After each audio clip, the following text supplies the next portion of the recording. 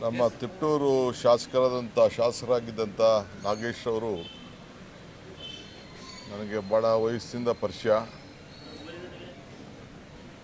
ಮಂತ್ರಿಯಾಗಿ ಕೆಲಸ ಮಾಡಿದರು. ಒಳ್ಳೆ ಎಜುಕೇಷನ್ ಮಿನಿಸ್ಟರ್ ಆಗಿ ಭಾಳ ಪ್ರಾಮಾಣಿಕವಾದಂಥ ಒಬ್ಬ ವ್ಯಕ್ತಿ. ನನಗೆ ಬೆಳಗ್ಗೆ ತಾನೇ ನಮ್ಮ ವಿರೋಧ ಪಕ್ಷದ ನಾಯಕರು ನನಗೆ ತಿಳಿಸಿದ್ರು ಈ ರೀತಿ ಆಗಿದೆ ಅಂತೇಳಿ. ಸೊ ಎಜುಕೇಷನಲ್ಲಿ ದೊಡ್ಡ ಶಿಸ್ತನ್ನು ತರಲಿಕ್ಕೆ ದೊಡ್ಡ ಪ್ರಯತ್ನವನ್ನು ಮಾಡಿದ್ರು. ವಿಶೇಷವಾಗಿ ನಾನು ಯಾವಾಗ ನುಣಂಕೆರೆಗೆ ಹೋಗ್ತಿದ್ದೆ, ಆ ನುಣಂಕೆರೆ ಮಠದ ಎಲ್ಲ ಕಾರ್ಯಕ್ರಮದಲ್ಲೂ ಕೂಡ ನನ್ನ ಜೊತೆ ಪಾಲ್ಗೊಂಡು ನಮಗೆ ಎಲ್ಲ ಸಂದರ್ಭದಲ್ಲೂ ಕೂಡ ಸಹಕಾರಿಯಾಗಿದ್ದರು.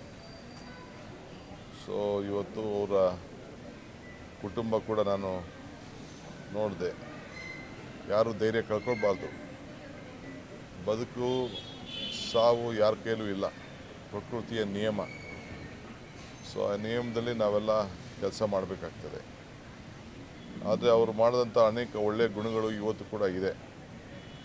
ಆ ಕ್ಷೇತ್ರದಲ್ಲಿ ಏನು ದೊಡ್ಡ ಜನಸಂಖ್ಯೆ ಅವ್ರದ್ದೇನಿಲ್ಲ, ಆದರೂ ಕೂಡ ಅವರು ಅಪಾರವಾದಂಥ ವಿಶ್ವಾಸ ಗಳಿಸಿ ಅಲ್ಲಿ ಜನಪ್ರತಿನಿಧಿಯಾಗಿ ಸೇವೆಯನ್ನು ಮಾಡಿಕೊಂಡು ಬಂದಿದ್ದಾರೆ. ಸೊ ಅವರ ಆತ್ಮಕ್ಕೆ ಶಾಂತಿ ಸಿಗಲಿ.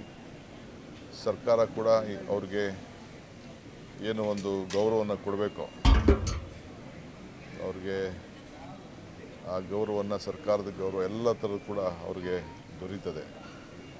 ಸೊ ಅವರ ಎಲ್ಲ ಅನ್ಯಾಯಗಳು, ಅವ್ರ ಪಕ್ಷದ ಕಾರ್ಯಕರ್ತರು, ಅವರ ಬಂಧುಗಳು ಎಲ್ಲರೂ ಕೂಡ ಭಗವಂತ ಒಳ್ಳೇದು ಮಾಡಲಿ ಅಂಥೇಳಿ, ಅವ್ರಿಗೆ ಇದನ್ನು ತಡ್ಕೊಳ್ಳೋಂಥ ಶಕ್ತಿ ಸಿಗಲಿ ಅಂಥೇಳಿ ನಾನು ಪ್ರಾರ್ಥನೆ ಮಾಡ್ತೇನೆ. ಸೊ ಇವತ್ತು ನಾನು ಅಸೆಂಬ್ಲಿಲಿ ಕಾರಣದಿಂದ ಅವ್ರಿಗೆ ನಮನವನ್ನು ಸಲ್ಲಿಸಲಿಕ್ಕೆ ಆಗ್ತಾಯಿಲ್ಲ ಇವತ್ತು. ಏಕೆಂದರೆ ನಾನು ದೆಹಲಿಯಲ್ಲಿ ನನ್ನದೊಂದು ಸಭೆ ಇದೆ, ಹೋಗಬೇಕಾಗಿದೆ. ನಾಳೆ ತಮಿಳುನಾಡಿನಲ್ಲಿ ಒಂದು ಸಭೆ ಇದೆ, ಹೋಮ್ ಮಿನಿಸ್ಟ್ರು ಕರೆದಿರೋಂಥ ಸಭೆ, ಅದರಲ್ಲೂ ಕೂಡ ಪಾಲ್ಗೊಳ್ಬೇಕಾಗಿದೆ. ಸೊ ಅದರಿಂದ ನಾನು ಇವತ್ತು ಅಸೆಂಬ್ಲಿಯಲ್ಲಿ ಅವ್ರಿಗೆ ನುಡಿ ನಮನವನ್ನು ಸಲ್ಲಿಸಲಿಕ್ಕೆ ಸಾಧ್ಯ ಆಗ್ತಾಯಿಲ್ಲ.